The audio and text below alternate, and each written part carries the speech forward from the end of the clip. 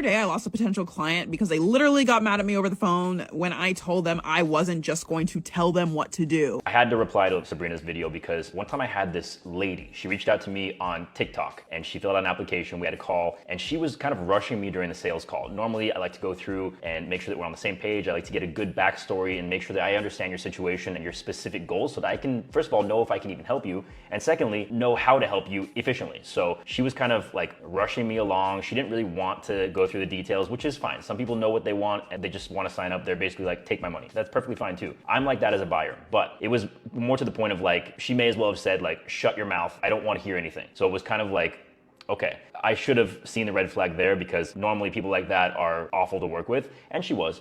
But anyway, so I create her program, I onboard her, she's starting the program. Immediately, as I expected, she had problems with everything that I did. So this was someone who came into a coaching program. She wanted me to validate what she had already had in her head of what she needs to do. So she was basically the coach and I just needed to go along with what she had in mind. So she has a problem with the calories. She says, I know my body, this is too many calories, I'm gonna get fat. She didn't have that much to lose in the first place and she wanted to eat less than 1,200 calories. So I said, no, that's not how I operate as a coach. That's not how you do things. The reason why you're still struggling to lose those extra 15 or whatever pounds she had to lose is because you keep doing this over and over and you've given in to diet culture and you frankly don't know what you're doing. Obviously I didn't say it that way, but she was like, okay, fine, I'll try it, but yeah, I don't want to do this. So she didn't really do anything. I can see in the back end when my clients have made progress on their workouts and they've checked in and everything, she didn't do anything. And a week later, she does a chargeback. So if you don't know, a chargeback is when you make a claim with your credit card company saying either you got frauded or that the product was not as delivered or whatever the case may be. So she did that for the full amount of the coaching. So it's a lot of money. And she didn't really have a reason because it was exactly what I advertised. I gave her the program, I gave her the nutrition, I gave her all the help that she could possibly need. And she still had in her mind that she knew best, even though she hired a coach and needed a coach. I am not someone that you mess around with. I created a 35-page PDF with receipts, conversations, screenshots, everything that I could possibly think of, the contract that I had in place, the terms and conditions, everything. Unfortunately, credit card companies often side with the client and don't really care about the merchant, so I didn't get that money back, and that was the last day that I coached women. This is nothing against women as a whole. There are lots of women who are hard workers and want to do what the coach tells them. Unfortunately, though, my content did not attract that type of woman. It attracted women who just wanted to coach but didn't want to listen to the coach. So just takes one bad apple. But if you get a coach,